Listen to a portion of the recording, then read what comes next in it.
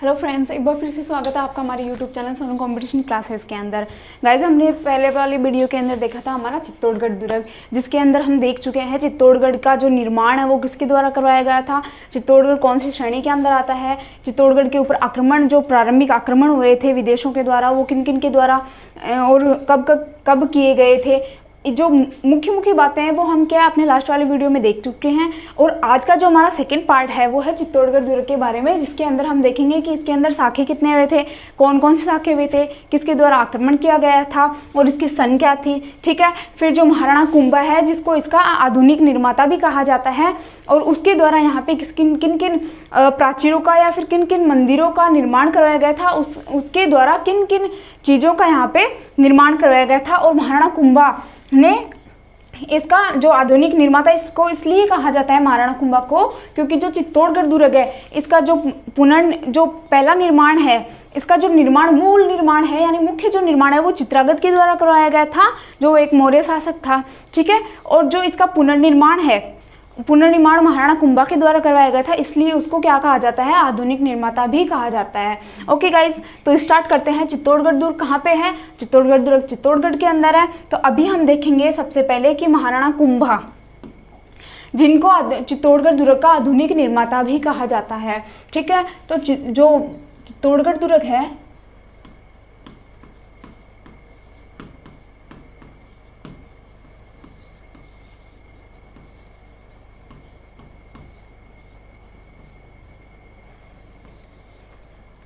देखिएगा, इस चित्तौड़गढ़ दुर्ग है इसका आधुनिक निर्माता किसे कहा जाता है? महाराणा कुंभा को कहा जाता है,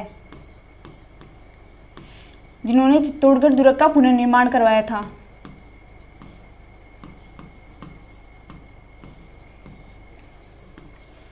कहा जाता है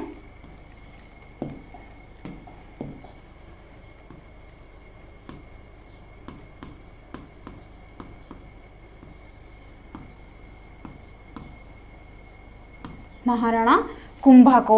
ठीक है, महाराणा कुंभा के द्वारा इस दुर्ग का पुनर्निर्माण करवाया गया था। तो आपको ध्यान में रखना है, इसका जो मूल निर्माता है वो कौन है? मौर्य चित्रागत, जो मौर्य शासक है चित्रागत मौर्य है, और इसका आधुनिक निर्माता कौन है? महाराणा कुंभा है। फिर महाराणा कुंभा के द्वारा यहाँ पे किन किन चीज़ों का निर्माण करवाया था? इस चित्तौड़गढ़ दुर्ग के बाहर, जो चित्तौड़गढ़ दुर्ग है उसके प्रवेश द्वार के बाहर एक सर्फिले आकार के मार्ग का भी निर्माण करवाया गया था।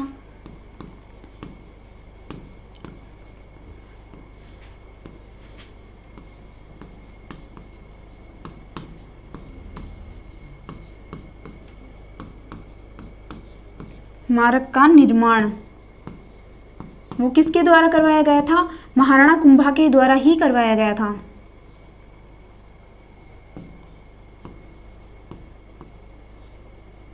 और इस जो सर्पिले आकार के मार्ग का जो निर्माण है वो महाराणा कुंभा के द्वारा करवाया गया था।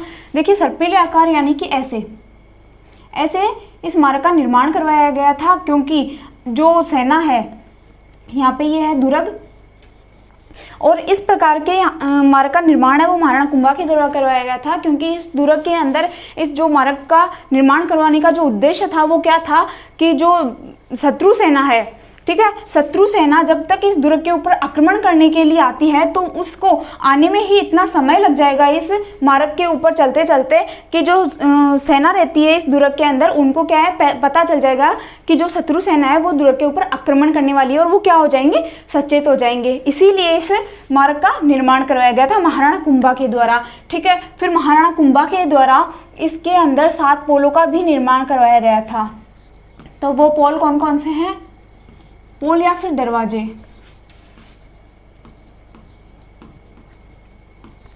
इनका निर्माण भी महाराणा कुंभा के द्वारा ही करवाया गया था। तो वो पोल कौन कौन से आते हैं? देखिए, एक आता है हमारा पाटन पोल या पाटवन पोल, पाटन या पाटवन पोल।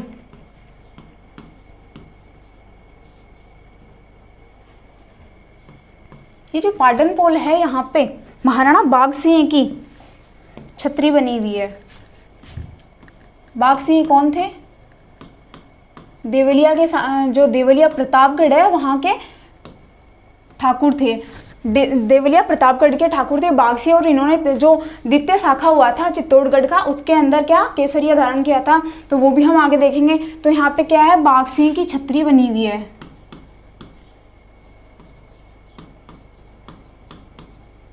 किस पे, पाटन पोल या पाटवन पोल के ऊपर। फिर दूसरा हमारा आता है भैरव पोल।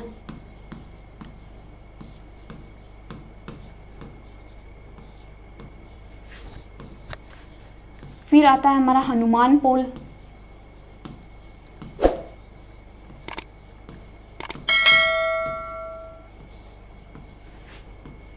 देखिए भैरव पोल के अंदर क्या है, जो कल्लाजी राठौड़ है, जिनको 4 हाथों वाला देवता भी कहा जाता है, और वो क्यों कहा जाता है, किसके द्वारा कहा गया था, वो भी हम देखेंगे। तो जो कल्लाजी राठौड़ है, इनकी छतरी है।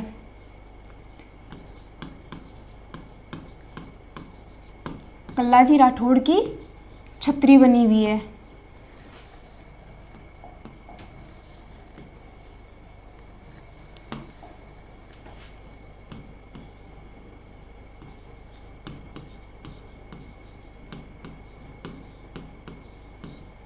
ठीक है, जो भैरव पोल है वहां पे कल्लाजी राठौड़ की छतरी बनी हुई है, और हनुमान पोल के ऊपर जयमल मेड़तिया की छतरी बनी हुई है।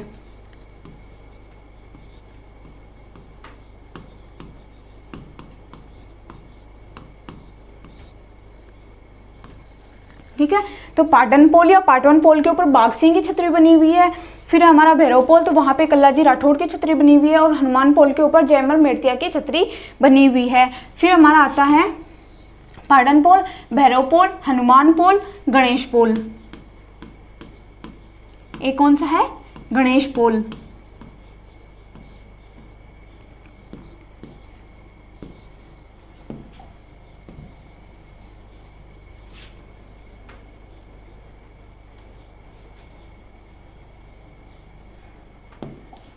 गणेश पोल के बाद में है जोड़ला पोल।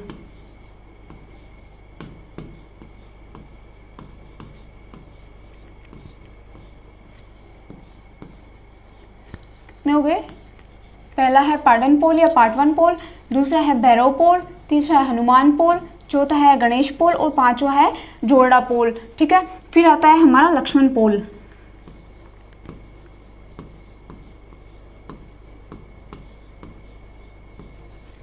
और फिर है राम पोल, जो सबसे छोटा है, दरवाजा है राम पोल जिसको बोलते हैं। और राम पोल के ऊपर फत्ता सिसोदिया, जो फतेहसियाँ हैं, फत्ता सिसोदिया की भी छतरी बनी हुई है। फत्ता सिसोदिया।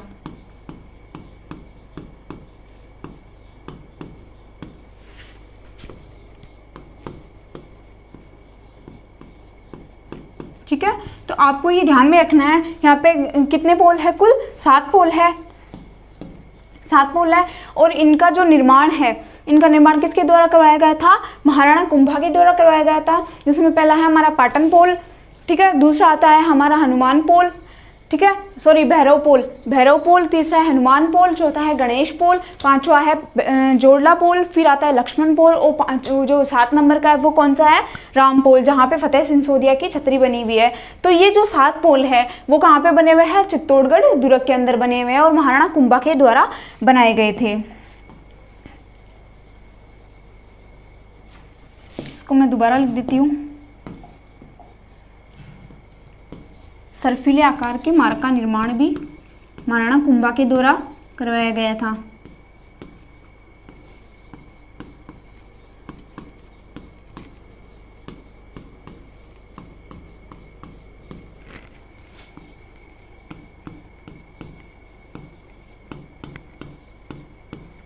का निर्माण किसके द्वारा करवाया गया था, महाराणा कुंभा के द्वारा करवाया गया था। ठीक है, चलते हैं अभी नेक्स्ट पेज पे। तो अभी हम देखेंगे जो चित्तौड़गढ़ है उसके अंदर दार्शनिक स्थल कौन कौन से हैं, यानी कि देखना है कि जगह कौन कौन सी है। तो दार्शनिक स्थल कौन कौन से हैं,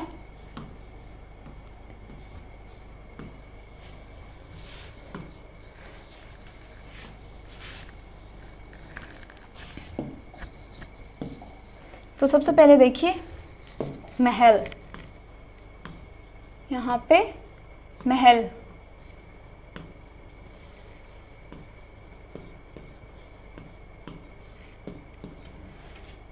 एक है यहाँ पे फतेह महल,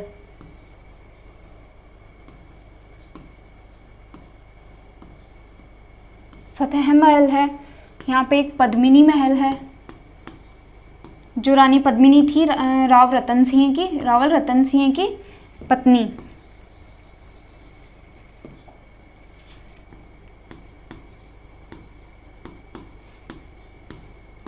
पद्मिनी महल भी है यहाँ पे। फिर एक है गोरा बादल का महल। गोरा बादल कौन थे? जो रानी पद्मिनी है इनके चाचा भतीजा थे, यानी एक इनका भाई था और एक इनका चाचा था, तो इनके भी महल है।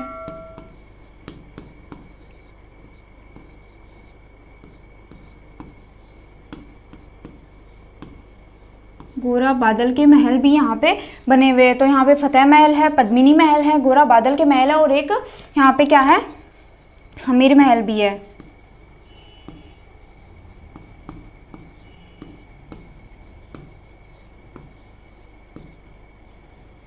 ठीक है, तो ये इतना ध्यान में रखना। अभी हम देखेंगे यहाँ पे मंदिर। तो यहाँ पे जो मुख्य मुख्य मंदिर है उनको हम देखेंगे। तो सबसे पहले यहाँ पे कौन सा मंदिर है? कुंभशाह मंदिर है, जो महाराणा कुंभा के द्वारा यहाँ पे निर्माण करवाया गया था। कुंभशाह मंदिर या कुंभशांभी मंदिर। फिर आता है कालका माता का मंदिर, इसे मीरा मंदिर भी कहा जाता है, ये भी ध्यान रखना। ठीक है, फिर यहाँ पे आता है कुंभशाह मंदिर, फिर है कालका माता का मंदिर, कालका माता मंदिर।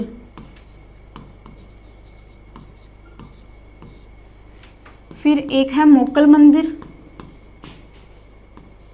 जिसमें भगवान शिव की मूर्ति है, इसलिए इसे समेदेश्वर मंदिर भी कहा जाता है। तो समेदेश्वर मंदिर कहाँ पे है? वो चित्तौड़गढ़ के अंदर है। ठीक है, कुंभशाह मंदिर है, कालका माता का मंदिर है, मोक्कल मंदिर जो समेदेश्वर का मंदिर है। फिर यहाँ पे फिर देखिए यहाँ पे एक बाण मंदिर बना हुआ है, बाण मंदिर। एक है कुकड़ेश्वर,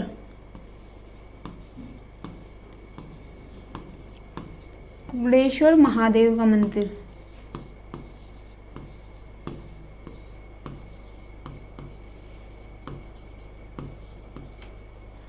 और एक है यहाँ पे तुलजा भवानी का मंदिर।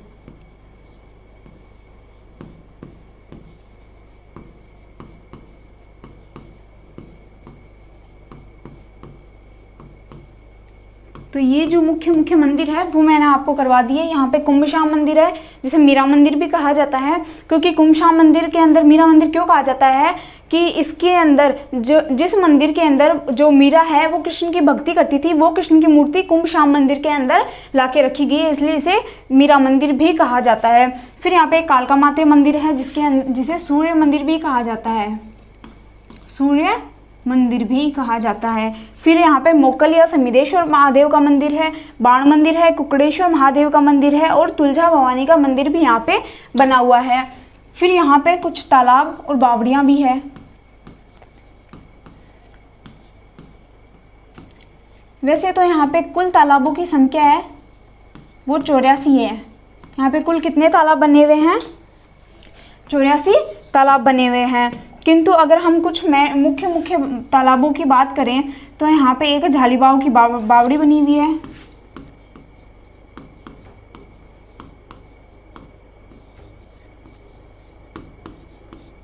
की बावड़ी, झालीबाव की बावड़ी यहाँ पे बनी हुई है। रत्नेश्वर,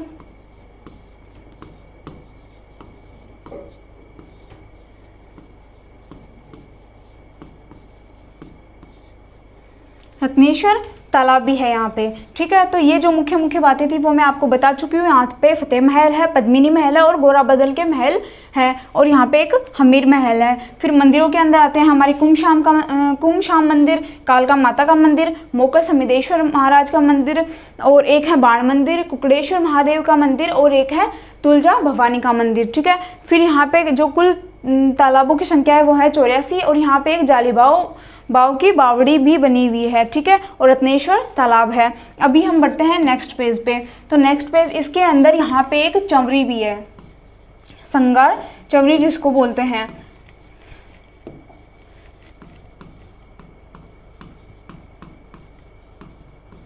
ठीक है, संगार चौड़ी। तो यहाँ पे एक श्रृंगार चौरी भी है, जिसके अंदर क्या है, जो महाराणा कुंभा की पुत्री थी उसकी विवाह की चौरी यहाँ पे है। महाराजा कुंभा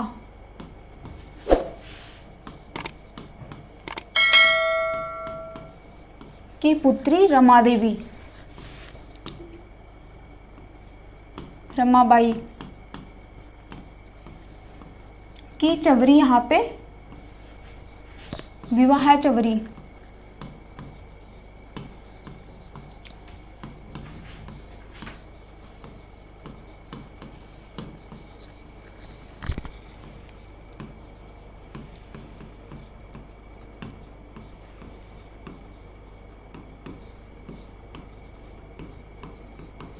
ठीक है, तो यहाँ पे जो महाराणा कुंभा है उनकी पुत्री है जिनका नाम है रमाबाई, इनकी विवाह की चवरी भी यहाँ पे रखी गई थी, श्रृंगार चवरी।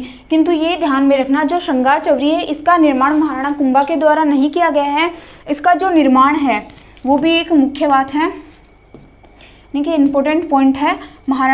ये श्रृंगार चवरी का निर्माण किसके द्वारा करवाया गया था? वेलका के द्वारा करवाया गया था।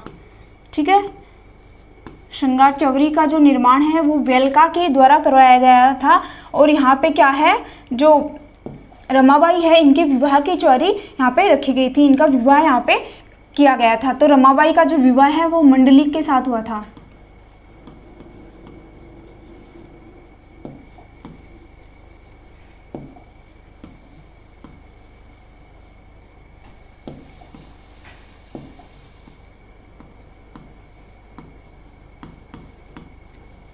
मंडलिक के साथ इनका विवाह हुआ था और इनके विवाह की चवरी यहाँ पे रखी गई है। ठीक है, फिर देखते हैं महाराणा कुंभा ने यहाँ पे एक 1437 ईस्वी में सारंगपुर का युद्ध हुआ था। 1437 ईस्वी के अंदर एक सारंगपुर का युद्ध हुआ था।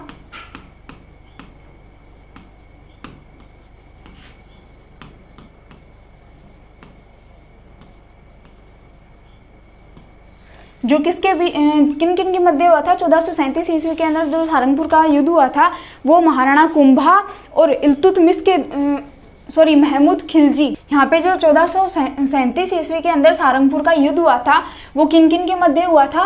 महाराणा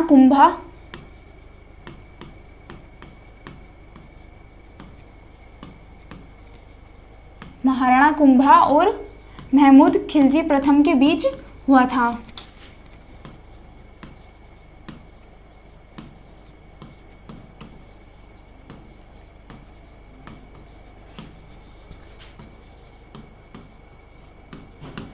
महमूद खिलजी प्रथम के बीच ये युद्ध हुआ था, जिसके अंदर विजय किसकी हुई थी?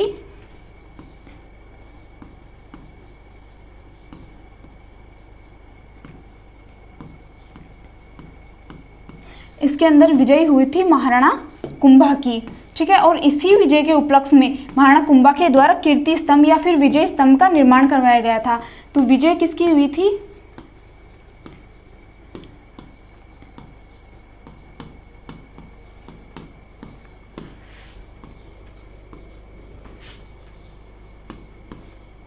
महाराणा कुंभा की विजय हुई थी। और इसी विजय के उपलक्ष्य में एक जो विजय स्तंभ है या फिर उसका जो दूसरा नाम है कीर्ति स्तंभ, उसका निर्माण करवाया गया था। किसके द्वारा? महाराणा कुंभा के द्वारा। इसके उपलक्ष्य में, किसके उपलक्ष्य में? विजय के उपलक्ष्य में। विजय के उपलक्ष्य में महाराणा कुंभा के द्वारा विजय स्तंभ का निर्माण करवाया गया था। उसको इसको भी हम देखेंगे, स्तंभ का निर्माण। ठीक है, तो ये आपको ध्यान में रखना है। अभी हम देखते हैं विजय स्तंभ। तो विजय स्तंभ की जो मुख्य मुख्य बातें हैं वो हम देख लेते हैं।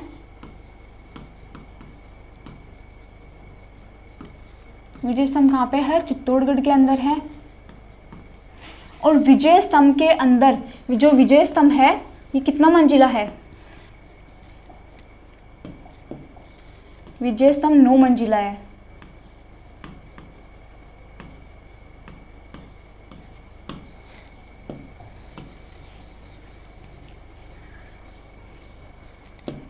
देखिए, वैसे बता देती हूँ, जो विजय स्तंभ है ये कितना मंजिला है?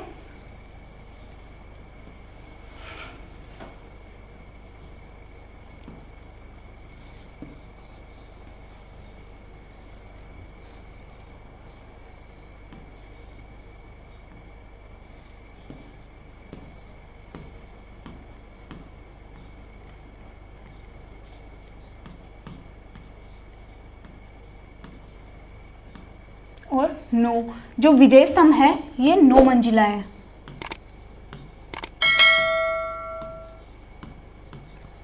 नौ मंजिला ये स्तंभ बना हुआ है। और इसकी बात करें ऊंचाई की, तो इसकी ऊंचाई कितनी है? इसकी ऊंचाई है 122 फीट। 122 फीट ऊंचा ये स्तंभ है। ठीक है, तो ये भी ध्यान में रखना। फिर जो विजय स्तंभ है इसके अंदर कुल जो सीढ़ियाँ की संख्या है, कुल सीढ़ियों की संख्या कितनी है?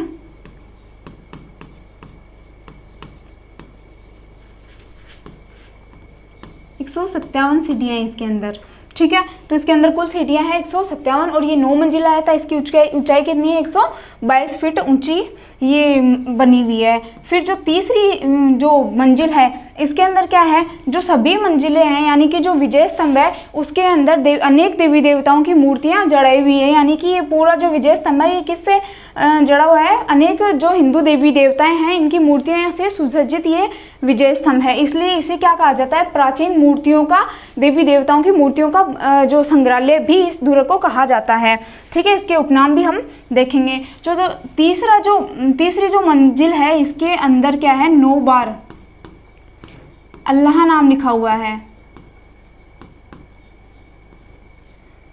वो भी किसमें? अरबी भाषा के अंदर 9 बार अल्लाह नाम लिखा हुआ है। ठीक है, जो तीसरी मंजिल है इसके अंदर। और जो 9वीं मंजिल है इसमें कोई भी मूर्ति नहीं है।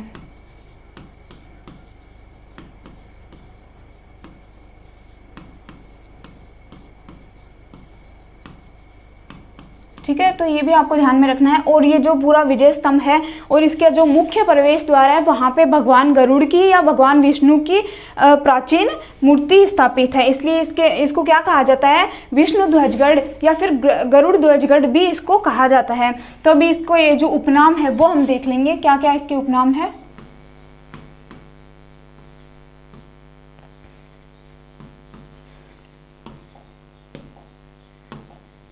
इसके उपनाम है, इसको कीर्ति स्तंभ भी कहा जाता है।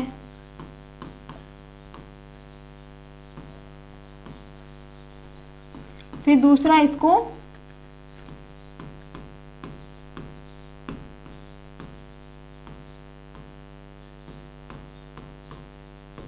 गरुड़ ध्वजगढ़, विष्णु ध्वजगढ़,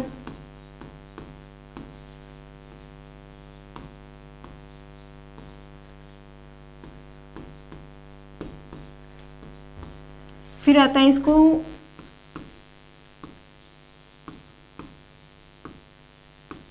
हिंदू देवी देवताओं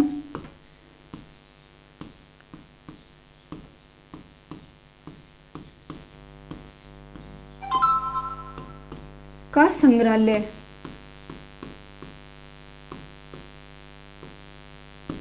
संग्रहालय भी इसको कहा जाता है। तो ये इसके उपनाम आ गए। ठीक है, इसको कीर्ति स्तंभ भी कहा जाता है। और इसका जो मुख्य प्रवेश द्वार है वहाँ पे भगवान गरुड़, भगवान विष्णु की प्रतिमा लगी हुई है, इसलिए इसको विष्णु ध्वजगढ़ और गरुड़ ध्वजगढ़ भी कहा जाता है। फिर दूसरा, इसको हिंदू देवी देवताओं की मूर्तियों से ये सुसज्जित है। कौन? जो विजय स्तंभ है ये हिंदू देवी देवताओं की मूर्तियों से सुसज्जित है, इसलिए इसको क्या कहा जाता है? हिंदू देवी देवताओं का संग्रहालय भी इसको कहा जाता है। और जो कर्नल जेम्स टोड ने इसको क्या कहा है? कर्नल जेम्स टोड का कथन है कि कुतुब मीनार चाहे भले ही बड़ा हो, क्या है कि कुतुब मीनार भले ही बड़ा हो किंतु सर्वश्रेष्ठ है वो विजय स्तंभ ही है। ये किसका है कथन? कर्नल जेम्स टोड का कथन है।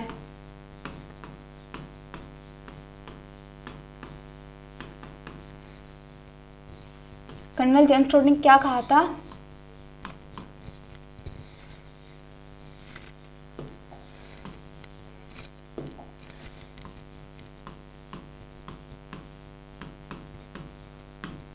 कुतुब मीनार भले ही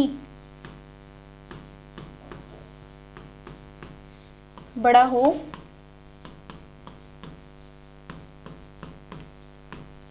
पर सर्वश्रेष्ठ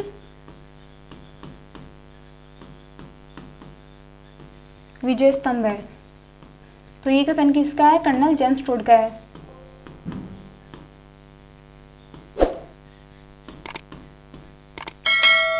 ठीक है, तो ये इतनी बातें आपको ध्यान में रखनी है। ठीक है, ये 9 मंजिला है, ऊंचाई इसकी 122 फीट है, कुल सीढ़ियाँ 157 है और इसके अंदर जो इसकी तीसरी मंजिल है उसके अंदर 9 बार अल्लाह नाम भी लिखा हुआ है अरबी भाषा के अंदर। किंतु ये जो पूरा मंदिर है ये किससे सुसज्जित है? हिंदू देवी देवताओं की मूर्तियों से सुसज्जित है। ठीक है, इसके उपनाम हमने देख चुके हैं। फिर यहाँ पे एक जैन स्तंभ भी है।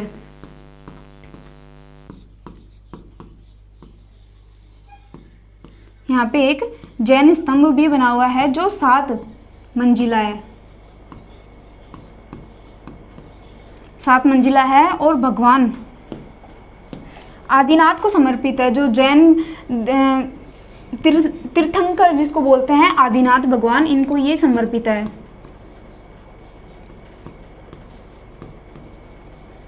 आदिनाथ भगवान को ये समर्पित स्तंभ है। ठीक है, जैन मंदिर जो 7 मंजिला बना हुआ है। ठीक है, देखते हैं अभी हम शाखे कि चित्तौड़गढ़ के अंदर कुल कितने शाखे हुए थे। सबसे अधिक जो शाखे हुए थे वो चित्तौड़गढ़ दुर्ग के अंदर ही हुए थे। चित्तौड़गढ़ के अंदर कुल 3 शाखे हुए थे। कितने हुए थे? 3 शाखे हुए थे, जिसके अंदर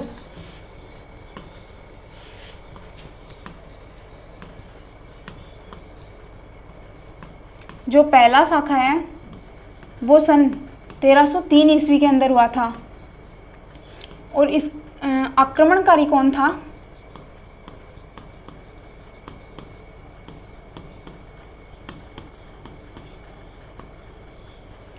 यहाँ पे आक्रमणकारी था अलाउद्दीन खिलजी।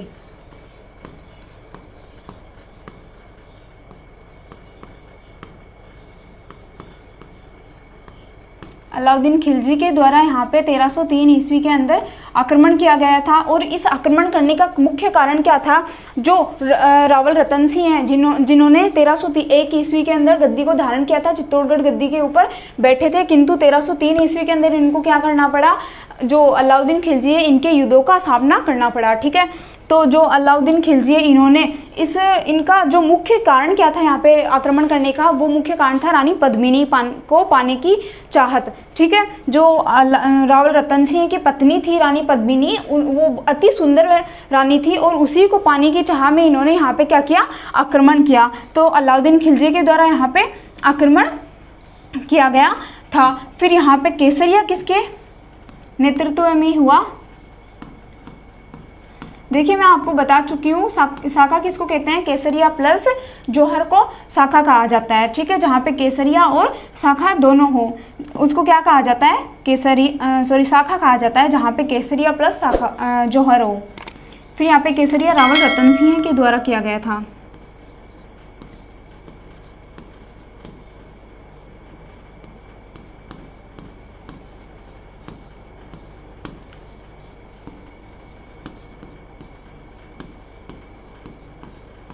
रावल रतन सिंह के नेतृत्व में यहाँ पे केसरिया हुआ था। और जो यहाँ पे जौहर है वो जौहर किसके नेतृत्व में हुआ था? रानी पद्मिनी। जौहर हुआ था यहाँ पे रानी पद्मिनी के नेतृत्व में।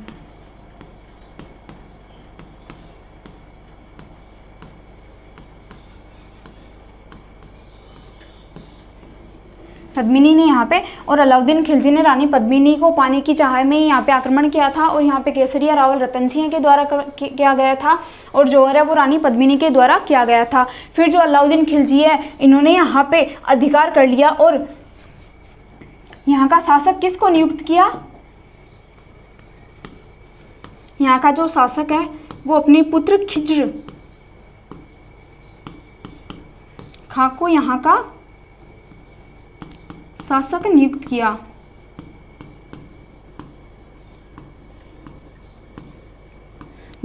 और यहाँ का जो चित्तौड़गढ़ है इसका नाम बदलकर क्या रख दिया गया? खिजराबाद रख दिया गया। खिजराबाद यहाँ का नाम बदलकर क्या रख दिया गया? खिजराबाद। तो यहाँ का शासक खिज्र खां को नियुक्त किया गया और ये इस चित्तौड़ का नाम बदलकर अलाउद्दीन खिलजी के द्वारा खिजराबाद रख दिया गया। ठीक है, तो इतनी बातें आपको ध्यान में रखनी है। अभी हम देखेंगे जो हमारा दूसरा शाखा है वो। तो दूसरा शाखा कब हुआ था?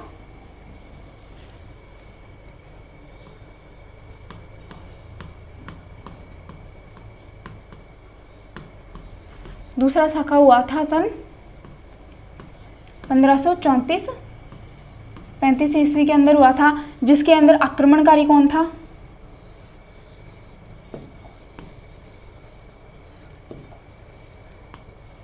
इसके अंदर जो आक्रमणकारी था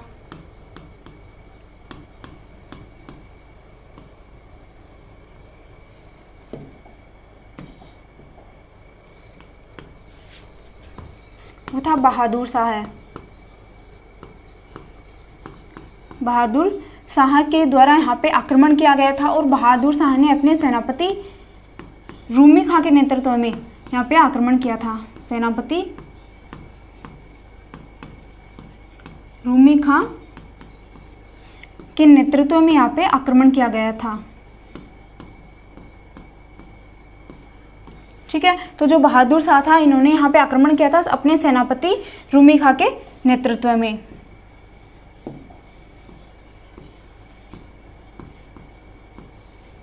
तो इतना ध्यान में रखना है। फिर यहाँ पे जो केसरिया है,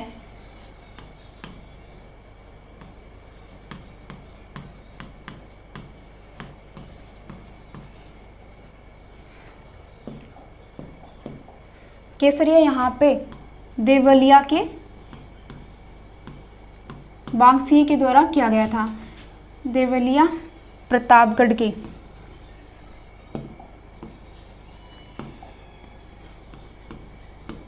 देवलिया जो गांव है वो प्रतापगढ़ के अंदर पड़ता है। तो देवलिया प्रतापगढ़ के बाघ सिंह के द्वारा यहाँ पे क्या किया गया था?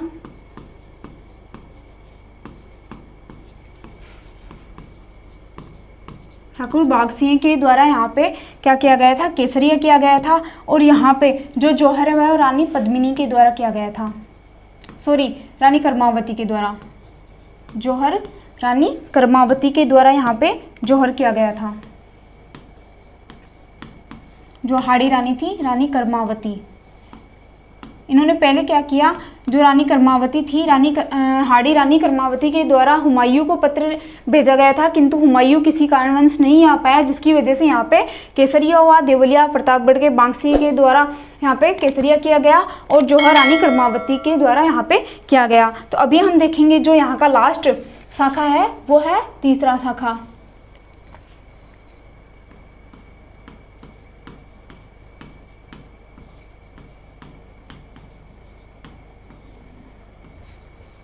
तो तीसरा शाखा कब हुआ था? तीसरा शाखा हुआ था सन 1567-68 ईस्वी के अंदर। और उस समय जो आक्रमणकारी था वो कौन था? अकबर था।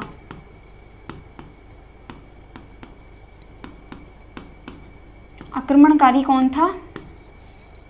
अकबर के द्वारा यहाँ पे आक्रमण किया गया था।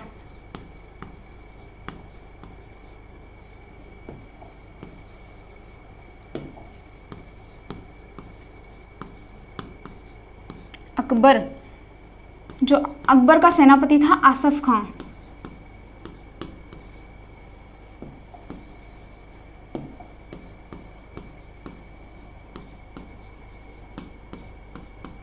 आसफ खां के नेतृत्व में अकबर ने यहाँ पे क्या किया, आक्रमण किया। और यहाँ पे जो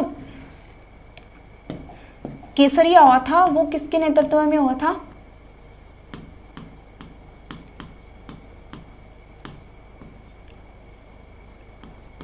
हुआ था फतेह सिसोदिया, फतेह सिंह या इनका दूसरा नाम है फत्ता सिसोदिया के नेतृत्व में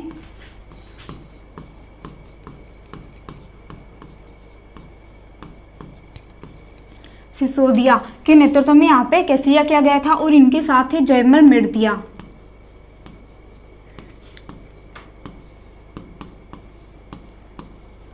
जयमल मृतिया और कल्लाजी राठौड़।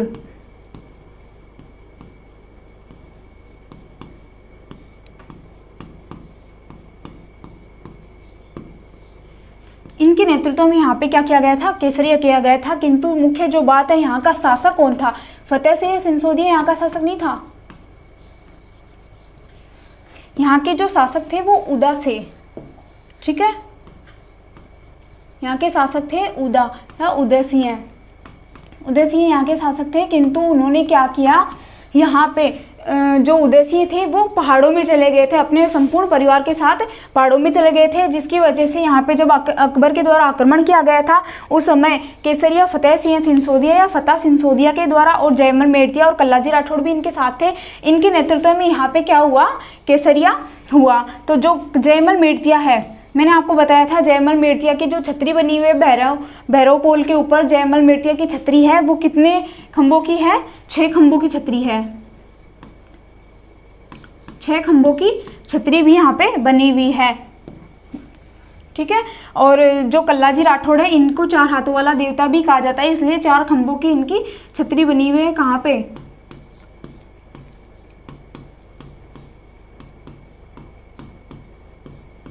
4 खंभों की छतरी इनकी बनी हुई है हनुमान पोल के ऊपर, ठीक है। तो आपको ये भी ध्यान में रखना है, जयमल मृतिया की 6 खंभों की छतरी और कल्लाजी राठौड़ की 4 खंभों की छतरी। फिर इनकी जो मुख्य बात है, जो कल्लाजी राठौड़ है इनको 4 हाथों वाला देवता भी कहा जाता है। और इनको 4 हाथों वाला देवता क्यों कहा जाता है, सबसे पहले तो इनको 4 हाथों वाला देवता भी कहा जाता है। और ये जो उपाधि है,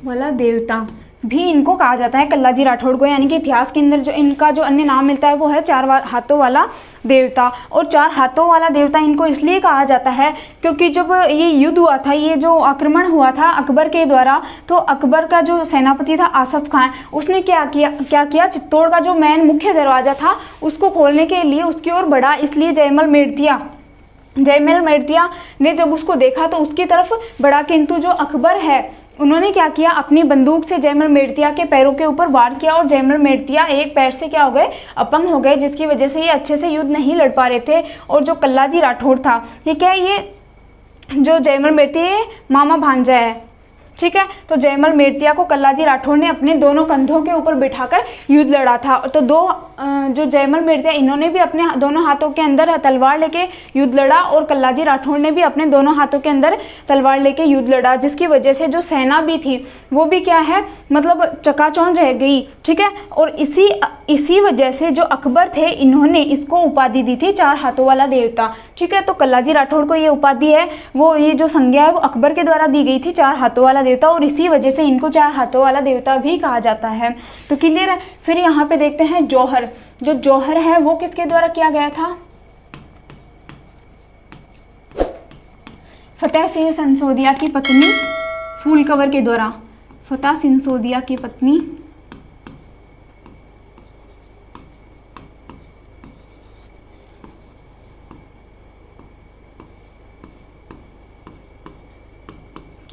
फूलकवर के द्वारा यहाँ पे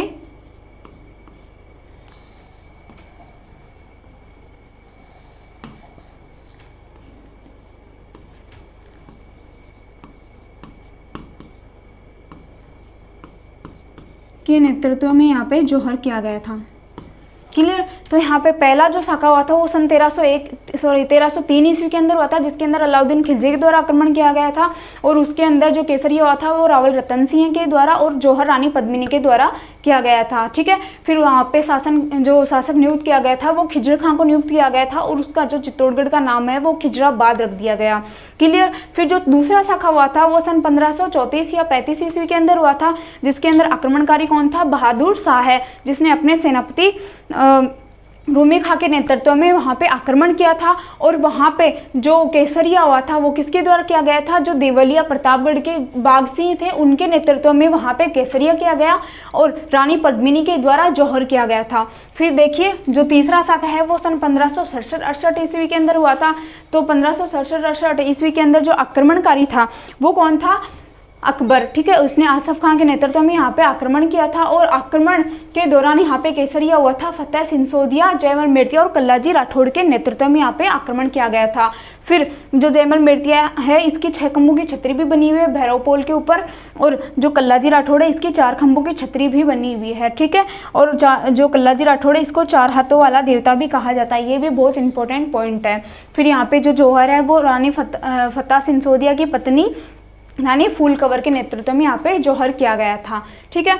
तो आई होप कि आपको मेरे द्वारा जो आज का टॉपिक मैंने आपको क्लियर करवाया है, आई होप कि आपको अच्छे से समझ आ चुका होगा। अगर आपको फिर भी कोई डाउट या फिर कोई कंफ्यूज रहता है तो आप मुझे कमेंट करके बता सकते हो, या फिर कुछ भी पूछ सकते हो। ओके गाइज, सो आज के लिए इतना ही। मिलते हैं नेक्स्ट वीडियो के अंदर, नेक्स्ट दुर्ग के अंदर शेयर करेंगे हम नेक्स्ट दुर्ग की, जो हमारा दुर्ग होगा कुंभलगढ़ दुर्ग। Okay guys, thank you so much.